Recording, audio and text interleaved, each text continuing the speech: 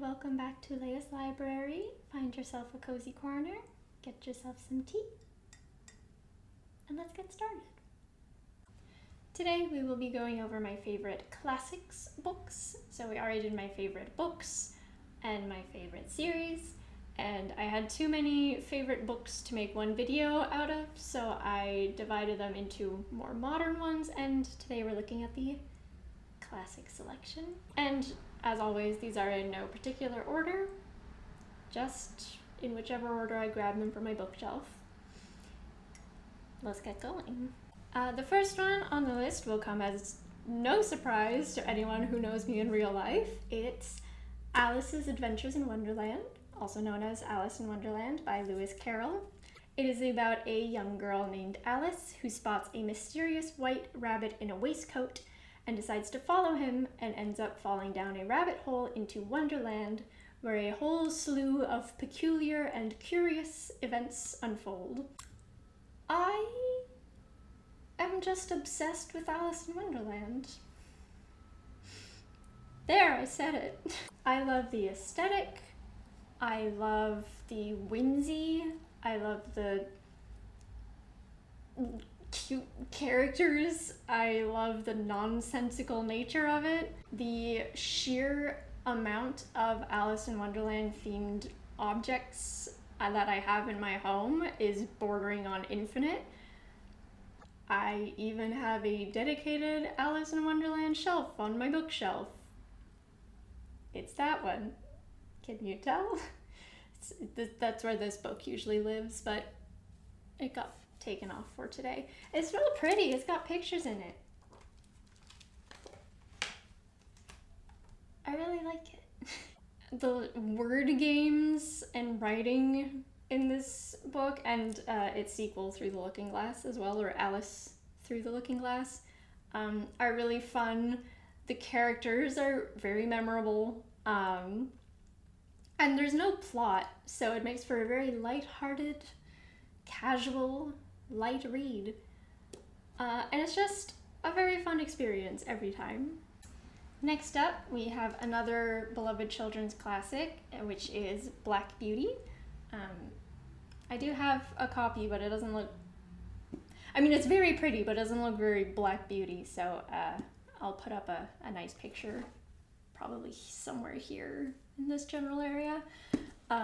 Anyway, our main character is a horse who is eventually named Black Beauty.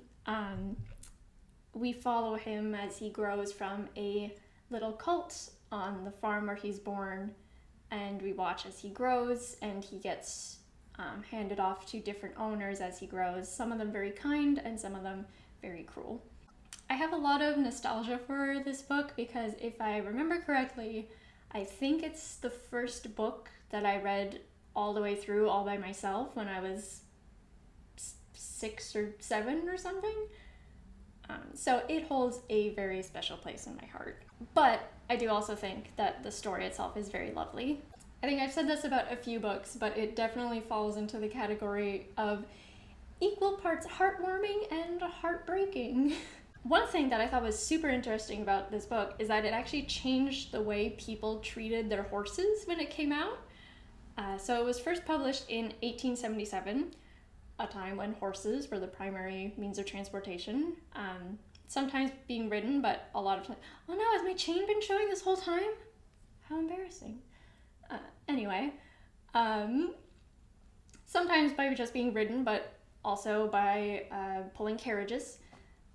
And a lot of these horses, especially the carriage horses, were not treated so well. They use something called the bearing rein, which is a rein that, or it's more like a strap, I guess, that pulls the horse's head higher so that they look more stately and refined and pretty. But it's something that was really uncomfortable for horses to wear and actually quite pain-inducing, we eventually figured out.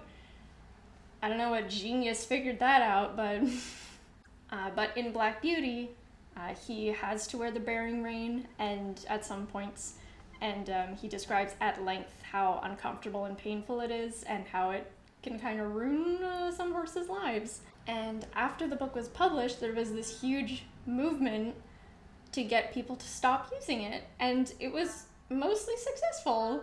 I think it actually at least mostly stopped being used because of this book, and I just think that's really neat. Anna Sewell, the author, was very sickly growing up, and so she relied heavily on carriages to get her everywhere, and she really loved the carriage horses, and she saw firsthand how they were treated a lot of time, and she didn't always like what she saw.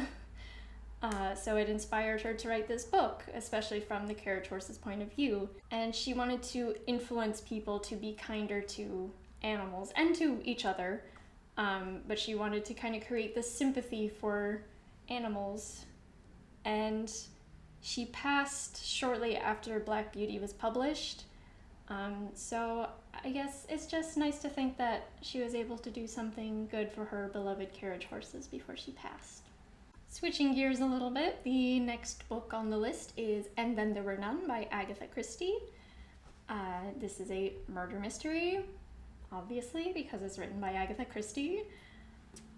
This follows 10 strangers who are invited to a isolated private island owned by an eccentric millionaire that none of them have ever met. Only when they arrive there, the host is nowhere to be found, and the only thing that's there to greet them is this famous nursery rhyme called 10 Little Boys. And one by one, they each start getting picked off in ways that are described in the nursery rhyme. Ooh. This is the pinnacle of murder mystery. I don't know what to tell you. This is Agatha Christie's pièce de résistance. I think, if I'm not mistaken, this was also her favorite that she ever wrote, or the one that she was most proud of. So if you're looking for the perfect cozy murder mystery experience, here she is. There are lots of twists and red herrings, and everything comes together at the end so well. Disclaimer that this book used to have a very offensive title, which was later changed to an equally offensive title, but is now is now exclusively known as And Then There Were None, which I hope it will be forevermore. Yeah. Next up, we have the one that's in my profile picture, Pride and Prejudice by Jane Austen. This is a historical fiction / romance.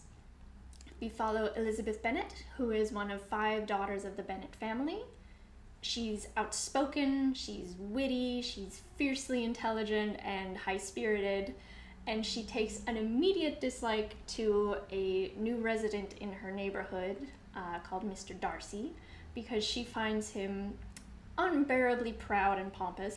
But as she meets new residents and has to deal with a tremendous family scandal and learns more about Mr. Darcy, she learns to appreciate the difference between superficial goodness and actual goodness, which leads her to consider that first impressions may not be the most accurate. This is my #1 comfort read book, which I guess might be odd since I'm not much of I don't typically like romance novels, but I don't know, this one just gets me. I really like it. So maybe it's also because it's historical fiction. Historical romances just hit different than modern day romances, especially if you're ace. But yeah, the stakes are low, the setting is different enough from my everyday life that it feels like an escape. The writing is very beautiful. It's also just a prime example of the enemies to lovers trope done well, because sometimes it isn't. So if you're looking to try some Austen, I would suggest starting here. I think it's the most approachable of all of her books. I do like all of her books. This one and one other that's later on this list, spoiler alert, are my favorites. But yeah, I would suggest starting here. Next up, we have Frankenstein by Mary Shelley. I love this book a lot. It's a science fiction horror. And yeah, isn't it pretty? I just got this one for Christmas, and it's also really soft. I'm just so happy with it. Sorry, I'll get back to it. I think most people know what Frankenstein is about, but for those unaware, it is about Victor Frankenstein, a confident young scientist, bordering on arrogant, who is determined to try his hand at the most ambitious of scientific experiments, creating life. His experiment works, however, in the process, it creates a monster. I am so mad that for the first 18 years of my life, I thought Frankenstein's monster was a shambling zombie-like being and not the eloquent, thoughtful being that's in this book. I don't understand how you can read this and come out with that. It's just... side note, I wrote my last CEGEP/college, for people who don't live in Quebec, paper on Frankenstein, and I got 98% on it, and it's honestly still one of my crowning achievements because I'm a little bit pathetic, and I just needed you all to know that. It was on misogyny in the 19th century, in case you were wondering, which you probably weren't, but now you know. Because nothing good happens to the female characters in this book, because Mary Shelley incorporated a lot of the sexism and misogyny that she and other women at the time were experiencing. Speaking of Mary Shelley, our Gothic queen, she is actually considered the mother of science fiction, and Frankenstein is essentially the first science fiction novel. How about that? And it was written by a teenage girl, thereby indicating that women have always had a place in science fiction, as have any other genders, and is therefore not solely owned by sweaty, grown-ass men who get way too close to you when they ask to take a picture with you at Comic-Con. And you can take that to the bank. Next up, we have Rebecca by Daphne du Maurier, which is a gothic fiction/romance. Our narrator is a young orphaned woman who's currently employed as an older woman's companion, I think is what she's called. Kind of like a maid, but more so just a friend for hire almost, who also takes care of her day-to-day things.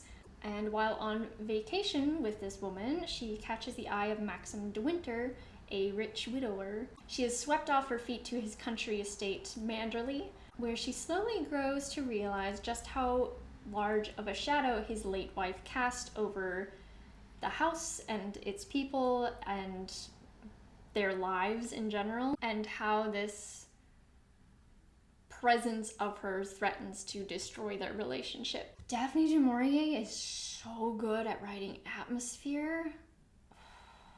She does an excellent job in making you feel like you're in Manderley and just how vast and empty and looming it feels to be in there. The narrator never even gets a name. She's so consumed by the image of Rebecca. Rebecca is the name of the late wife, and she's so consumed by the shadow of her that lives at Manderley that she just barely has an identity outside of it, and it's just so good. There's a lot of suspense and mystery and thriller vibes in this book too, and it just makes for such a good read. I so strongly recommend. Next up, we have another Jane Austen in the form of Emma. This is another pretty cover. This is another historical fiction/romance. Our leading lady is Emma Woodhouse, who is a rich, spoiled, witty, precocious young woman who's supremely confident in her abilities as a matchmaker. However, her eagerness to play with the lives of the residents of her little sleepy village leads to some devastating effects. Emma is such an interesting protagonist. She starts off not a very good person. She's very vain and very self-centered, but she's also somehow charming, and she's very witty, so she's still somehow likable, in a sense. And just watching her make mistake after mistake and have to deal with the repercussions of those mistakes and grow from them is just very satisfying. I think Emma and Lizzie Bennet from Pride and Prejudice are the two best Austen leading ladies, so I would highly recommend them. It's just so pretty. And the last one we'll be looking at today is Jane Eyre by Charlotte Bronte. This is a gothic romance. As you can see from my copy, it's well loved. It has been read quite a few times. It's been on many a public transit with me, and quite a few moves as well. This follows a young orphan named Jane, who has always been a bit of an outcast. She was raised by some of her well-to-do relatives who never really treated her very well. After a childhood fraught with difficulty and struggle, she finds herself under the employ of the proud and surly Edward Rochester of Thornfield Hall. There she is the governess to his ward, who is a young French girl named Adele. But something else lurks in the halls of Thornfield. I think this was the book that really got me into classics, so for that I will always be grateful. I love Jane so much. She's resolute and she's a fighter, and she will do what she thinks is right no matter the cost. It's just such an excellent piece of Gothic literature and of feminist literature. There are parts in this that I'm shocked that anyone ever believed it was written by a man at the time, because it was published under a male pseudonym. Currer Bell, I think, was Charlotte Bronte's pseudonym for when she published this. Although I will say that as I revisit it more and more, I do find flaws with it the more that I read it. I noticed on, I think, my third read-through that a lot of the characters and situations are very over the top, almost cartoonish at points.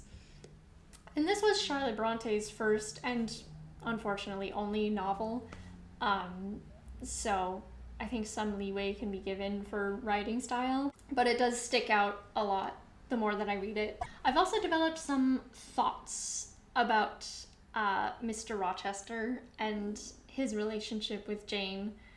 I won't go into too many details here, but I will say that my opinions have changed from when I first read it many years ago now.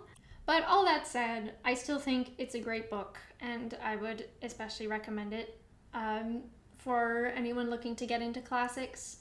And it's a great piece, like I said, of feminist literature from way back in the day. And Jane is such a great character. I still love her so much. And there we have it. Those are all my favorite classics, at least for now. Let me know what you thought of them down in the comments. Do you like any of these? Do you strongly dislike any of these? I would like to know. I'm always open for a discussion. Find me on Instagram at Leia Like the Princess, or you can also find my little store over there at Moonlit Cat Creations, or go directly to the website at moonlitcatcreations.com. If you like what I do, you can tip me on coffee, but there's absolutely no pressure. And remember to stay cozy.